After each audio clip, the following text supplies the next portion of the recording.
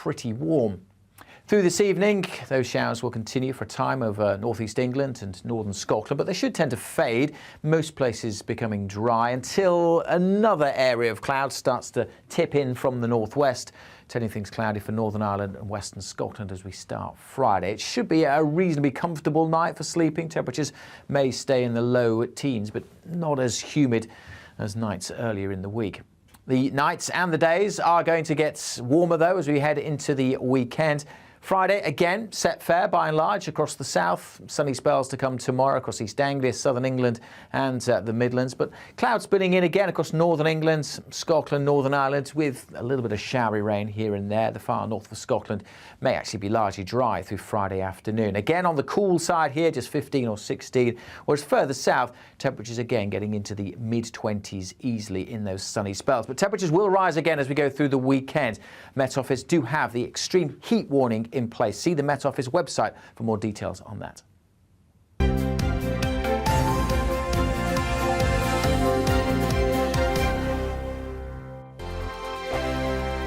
We are GB News. We're right across this great nation. On TV. On radio. On digital. Absolutely everywhere. We don't talk down to you. We embrace all voices with honest and civilised conversation. We are not part of the establishment. We're one of you. And we're only getting started. Join us on GB News, The People's Channel. Britain's news channel.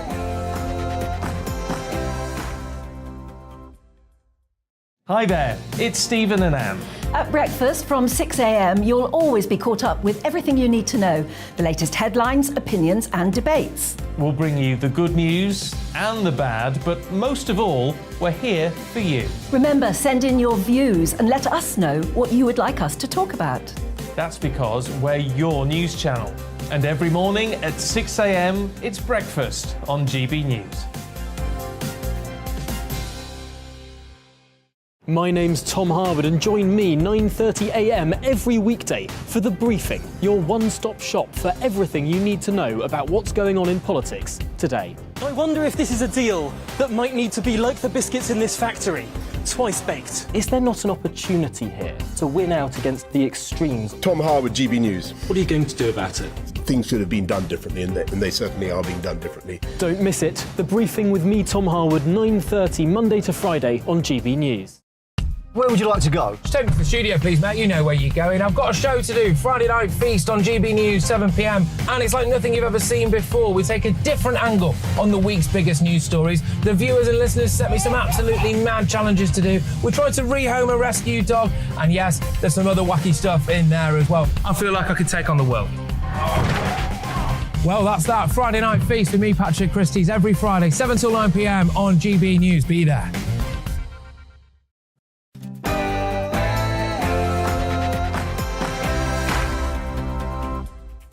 A very good morning and welcome to The Briefing. And yes, it's another day of Tory leadership contest. Today, we'll be speaking to representatives from the two leading campaigns and an expert pollster. Also, one of those MPs who got booted out the Commons yesterday. All that to come after the headlines.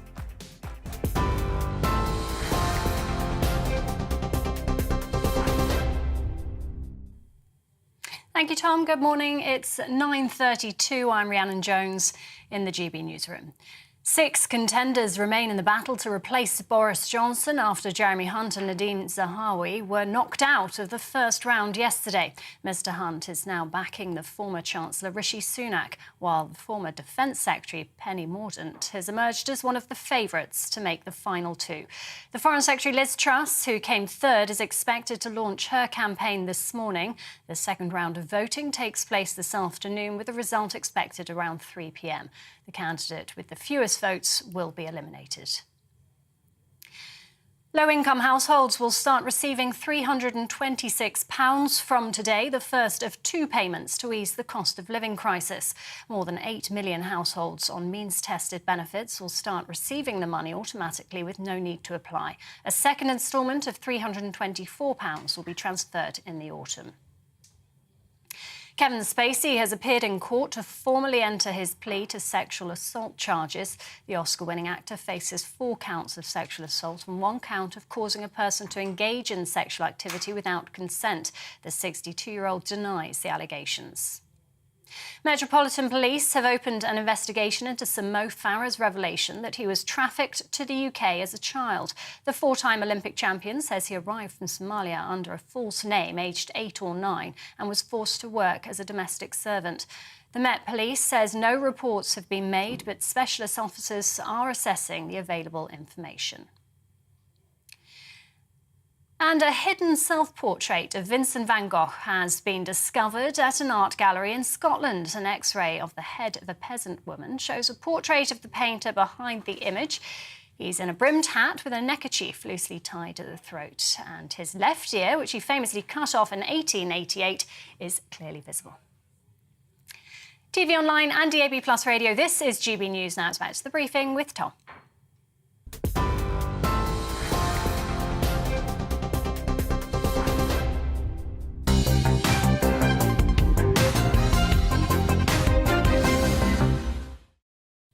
Well, good morning. It's 9:34 and this is The Briefing with me, Tom Harwood, on your TV and your radio. Now, yesterday, 2 hopefuls were eliminated from the race to become Tory leader and indeed Prime Minister, Jeremy Hunt and Nadine Zahawi. 6 candidates remain: Rishi, Penny, Liz, Kemi, Tom and Suella. So, what happens today? Well, Liz Truss launches her campaign at 10 a.m, so stick around for that live on GB News. Then, voting in the second round begins in the Commons from 11:30 through to 1:30. We can expect a result at around 3 p.m, with the lowest-ranking candidates automatically eliminated. Following that, a weekend of campaigning before another round of voting expected on Monday.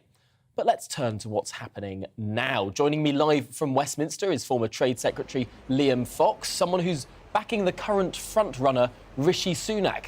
Welcome to the programme, Liam. A bit of a disappointing showing for Rishi Sunak yesterday. Yes, in the lead, but perhaps by not as much as he wanted to be. Oh no, I think to get close on 90 votes when there were 8 candidates, to get more than a quarter of the parliamentary party was a very good result indeed. And I think it puts him in a very strong position. We'll see more clearly now as the field gets reduced, exactly where the support of those candidates who go out move to. But certainly Jeremy Hunt, who stood against Boris Johnson last time, coming out in favour of Rishi Sunak was an enormous endorsement and a huge help.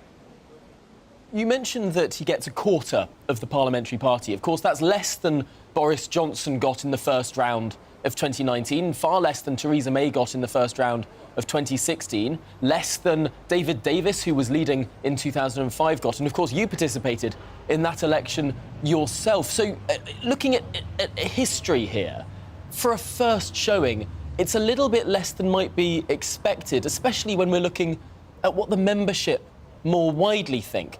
Does Rishi Sunak have a membership problem here? Well, first of all, that's 2 questions. First of all, I don't think it is particularly unusual in a strong field of 8 candidates where the votes will be split, so you can't compare one leadership race with another. They're all very different. Secondly, in terms of the membership, we will see. The membership will have to understand that, as they do, that this is not a learning-on-the-job experience. Whoever we select this time will be the Prime Minister within weeks, and they'll have to be capable enough, bright enough, organised enough, disciplined enough to be able to create a cabinet and then a programme for government. So it's about experience for me, it's about clarity of thought, it's about intelligence, it's about experience. Interesting, looking at the field that is left. Perhaps people weren't expecting there to still be 6 candidates at this point in the race today. There's quite a divided right of the party, perhaps. I suppose you might say that the challengers to Rishi Sunak's right might sit in the Liz Truss, Suella Braverman, Kemi Badenoch camp there, and perhaps challengers in the more Cameroonian mould might be Tom Tugendhat and Penny Mordaunt. How would you characterise what Rishi Sunak believes? Is he a candidate on the right, a candidate on the left? Is he a candidate that's a pro-Boris candidate or an anti-Boris candidate? Well, I don't think this this race should be determined by Boris Johnson. I voted for Rishi Sunak, first of all, because I believe he's an aspirational Conservative. I believe he's a free market Conservative. He believes in free trade. And he was a Brexiteer at a time when many others were taking cover. As a young MP, he came out against the huge pressure being applied by the government and was in the trenches with the rest of us during the Brexit campaign. So I like someone who walks the walk, not just talks the talk, and that's certainly where he came from, because I believe that's what leadership is all about. And just finally, I suppose, Liam Fox, in this conversation, Rishi Sunak is promising to cut taxes, but only after inflation is brought under control. Are we going to get any indication with regard to which taxes may be brought down? And at what point, how low does inflation have to go to see those tax cuts? Well, it's to get economic stability. The big problem we have at the present time is that across the country people are feeling the effects of inflation. Inflation that is both an effect of global commodity price rises, as we know, but also loose monetary policy here in the UK. Both those things need to be addressed as best we can. And I think that what we need to do as a party is to get back to some concept of fiscal conservatism, but also understanding that you have to create wealth in the economy before you can start dishing it out.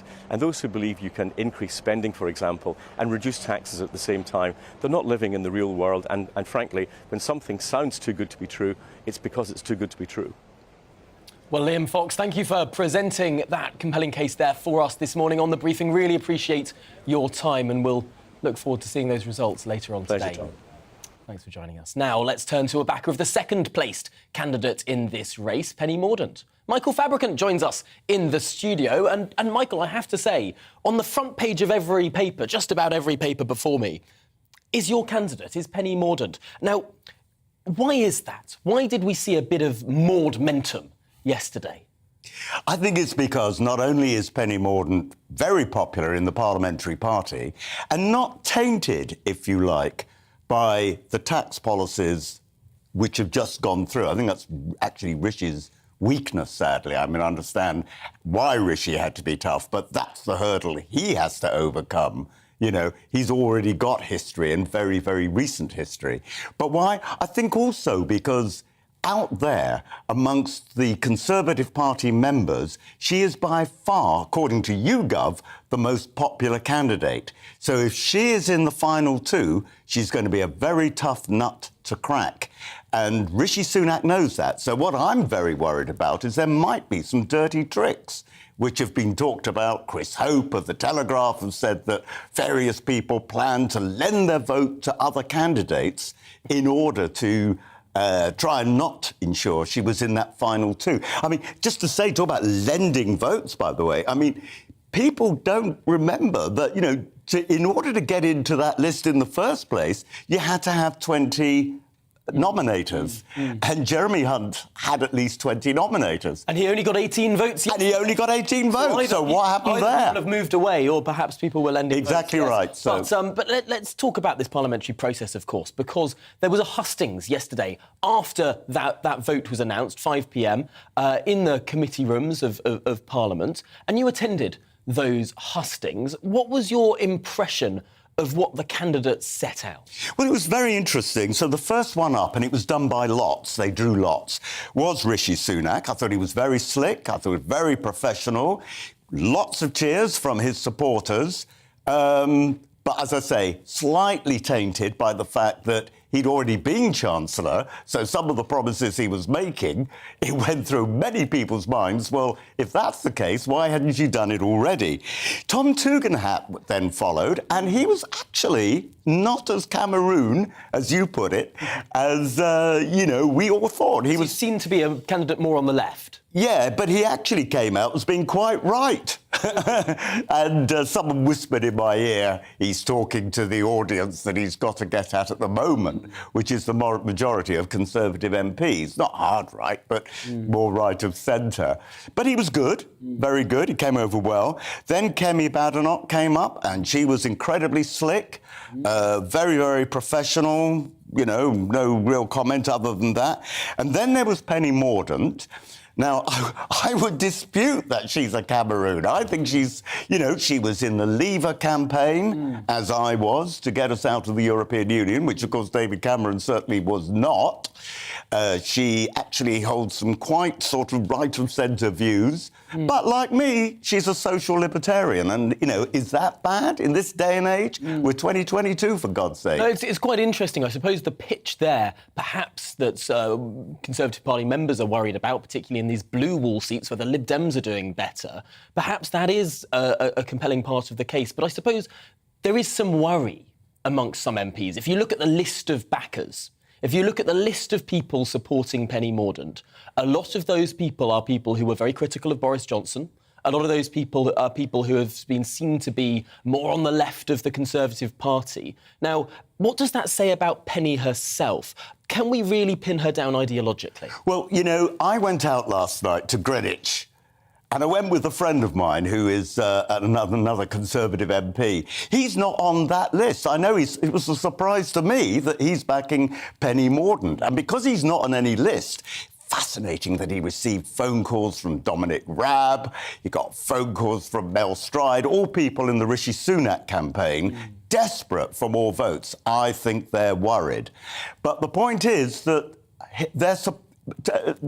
Penny's supporters, a lot of them are undeclared, and I think you'll find they're not all that left-leaning. Do you think that Penny needs to do more to speak to that big caucus of Tory MPs who are currently split between Liz Truss, who's launching later today, Suella Braverman, Kemi Badenoch, people who've been more explicitly on the right, on the fiscal right, and indeed talking about some social issues as well? Yeah, that's a fair point. And in fact, what worries me slightly is that the right of the party is too split among these four candidates. Of course, one of the things that has been haunting Penny Mordaunt has been the question of sexuality and transvesticism, not hers, but what she's been talking about in the past as Equalities Minister. And I did ask only one question, because one of the candidates, Tom Tugendhat, in his introduction said, "Oh, and I know what is a woman." So I asked Penny Mordaunt that one of the candidates had said that. Do you know what a woman is? And she gave that lovely story about, wasn't it Margaret Thatcher who said, am I allowed to say this before the 9 o'clock watershed? You're allowed to say it. And he said, every good MP needs a Willie. And then she said, and I haven't got one. I'm a woman. So that got a round of applause. A good line. Yes, a the good quote line. from Margaret Thatcher, of course, referring to Willie Whitelaw, yes, de facto Deputy Prime Minister. That needs explaining. I'm afraid we've run to the end of this segment, but Michael Fabricant, always a joy to have you in the studio. Thank you so much for joining us here on The Briefing. Well, now, Rishi Sunak might be slightly ahead with MPs, but the same cannot be said amongst party members. In a bombshell YouGov poll yesterday afternoon, data showed that Rishi Sunak loses to almost every other contender. In fact, losing to every single contender other than Jeremy Hunt, who's now dropped out. But how helpful, or indeed how accurate, are these kind of polls? Well, I'm delighted to be joined now by Chris Curtis, head of political polling at Opinium Research. Now, Opinium have also tried to poll the Tory party membership, but this was last week. And in your opinion, Chris, things have moved quite a lot in the last few days. It's not so much my opinion as what the data seems to be indicating at this stage. So we've run a poll last week. Our next poll will be out soon. We'll be going to film it shortly, but we haven't got the data for that yet. But YouGov ran a poll last week and they've run a poll this week, so we can compare like for like on that. And what we've basically seen is a pretty dramatic swing over that time in favour of Penny Mordaunt. So last week they were showing neck and neck race. This week they're showing a pretty substantial lead for Penny Mordaunt in that head-to-head against Sunak. So there does seem to have been a dramatic movement. I suspect it's basically driven by the fact that Penny Mordaunt wasn't a known entity, particularly last week. Most people would have heard of her, or even many members won't have heard of her. Many people at least wouldn't know what she stands for politically. So as she's come out, as she set out her vision, she does seem to have won over a lot of the membership. How difficult is it to poll the Tory party membership? I mean, most people don't actually know how many members there are. all the reports say somewhere between 100,000 and 200,000 people. We don't know how many there are. We don't necessarily know where they are. How do you poll this quite disparate group? Yeah, I mean, if it's 100,000 or 200,000, it's either way, it makes it very difficult to poll because it's a very small proportion of the population. What we basically have to do is we have to go out and find these members and make sure that there's no bias in the way that we're finding them, right? So try and make sure that we're not finding particularly right-wing members or particularly left-wing members, and making sure that the ones that we do end up surveying are pretty representative of the membership of a whole. That's made even trickier still by the fact that it's not just that we don't know how many members there are, we don't necessarily know the demographic makeup of them. So we have to do some sort of pollster wizardry to try and work out how many are men, how many are women, etc., things like that. So it's an incredibly difficult task. I suppose you go on the back of sort of who was backing Boris Johnson, who voted which way last time. Those sort of things are how you weight that poll to try and make it representative, I suppose. But can we really trust these polls, given how tricky all of that weighting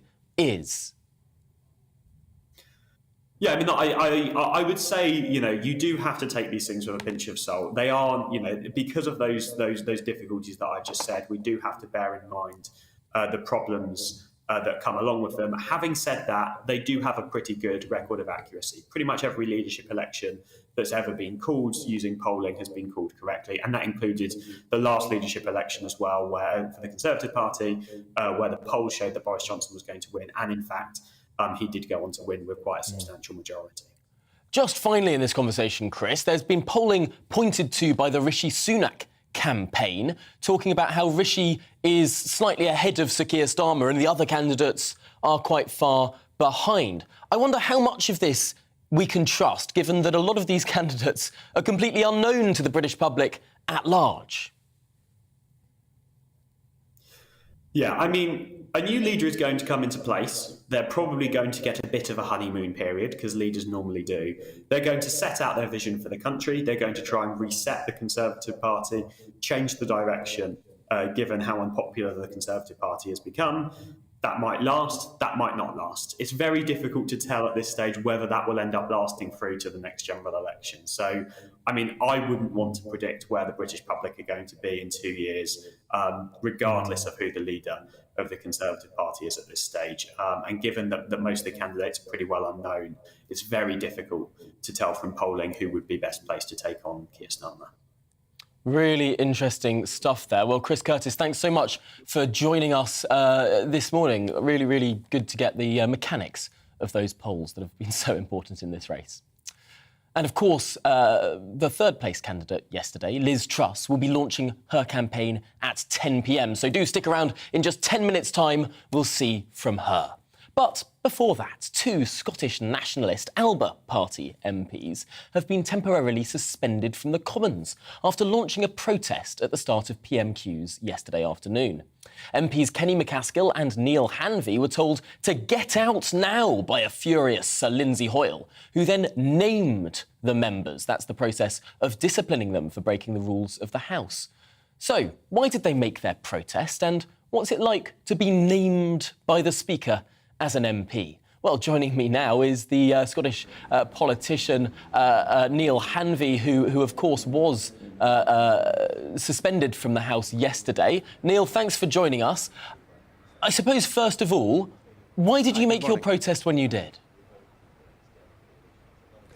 Well, if you can imagine, so if I put this into context for your viewers, can you imagine if the European Parliament had said to the United Kingdom government when they wanted to hold a referendum on membership that they couldn't have a referendum, that they couldn't make that choice, and that that was dismissed, that right to democracy was dismissed. The outrage that would quite rightly have existed in the UK about that denial of democracy, well, we find ourselves in Scotland in exactly that position. We are in what we're told is a voluntary union, that we are a nation of equals within that union, but we are being denied our democracy by a Prime Minister whose party have not won an election in Scotland since 1955. And that is absolutely unacceptable, and the dismissive attitude that we repeatedly face and the hostility that we repeatedly face in Westminster around exercising our democratic right under, from the claim of right for Scotland to the UN Charter is an indefensible position for the UK government, and we wanted to make that loud and clear, and we took a very peaceful protest, a very clear decision to have a peaceful protest in the House of Commons. Boris Johnson can't even muster the support of his own party, so why should Scotland accept his refusal for their democracy? Was it Scottish politicians who no doubt do want a referendum? There is a SNP Green agreement in the Scottish Parliament. They back a referendum. But most polls show that the Scottish people don't want a second referendum anytime soon. Are you really speaking for the people of Scotland? Well, the only referendum that matters, or the only vote that matters, you can put your opinion polls to one side, is the vote to the Scottish Parliament, and independent supporting parties garnered over 50% of the list vote in that election. So that's the only measure that really counts. So the Scottish people have spoken, and we are currently living in a situation where Scotland is one of the most energy-rich countries in Europe, in fact in the world, has citizens who are struggling to pay their bills, unable to feed their families, and they are being subjected to a cost of living crisis, while all of the revenue from that vast energy wealth is fed into the UK Treasury for the government's use elsewhere. It's just an indefensible and unacceptable position. Scotland must have its say, and democracy must not be denied further by this Prime Minister, and indeed by any of his successors, whoever that may be. Sturgeon did say during that Scottish parliamentary election that unionists should vote for her as well as nationalists, and that might feed into some of those numbers there. But what, in our final minute of this conversation, I do want to get to the process of being named by the Speaker. It's a bit of an archaic way to kick MPs out of a chamber. Did you expect the Speaker to suspend you for 5 days? Did you expect to be marched out by the Sergeant-at-Arms? Well, I mean, the reality is I wasn't marched out. I walked out of my own volition. I wasn't removed from the chamber. I walked out. I think Scottish MPs have been subjected to quite a large amount of hostility in the UK Parliament. So, of course, I expected retribution, and of course, I ultimately expected to be named. But the process that was used is actually outside of the standing orders rules. That's really interesting. Well, we'll be following that closely. Will you be, just finally, we really don't have much time, but will you be challenging it then, if you believe it's outside of the rules? Well, that is something that we're actively considering. That is the end of the show, but thank you so much for joining us here on The Briefing. Really appreciate your time. Some interest there in Westminster yesterday. Bye, Tom. Well, that's it for the show today. Coming up, it's To The Point, but first, here's the weather. Good morning, Alex Deacon here with your latest weather update from the Met Office. Some fairly typical summer weather over the next few days. However, the heat may well start to build as we go through the weekend and into next week. This area of high pressure is building in across the UK, bringing the southern half of the UK sunny spells today, but around the top of that high pressure, the breeze coming in from the northwest, introducing more cloud and a few showers across Scotland and Northern Ireland this morning, and we'll see a few more developing across parts of northern England as we go through the morning as well. The odd one for the Midlands maybe, but further south, most places dry, sunny spells across southern England and South Wales, and not too many showers getting to eastern Scotland either.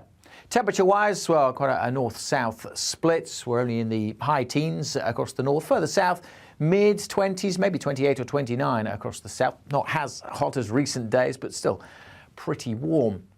Through this evening, those showers will continue for a time over northeast England and northern Scotland, but they should tend to fade, most places becoming dry until another area of cloud starts to tip in from the northwest, turning things cloudy for Northern Ireland and western Scotland as we start Friday. It should be a reasonably comfortable night for sleeping. Temperatures may stay in the low teens, but not as humid as nights earlier in the week.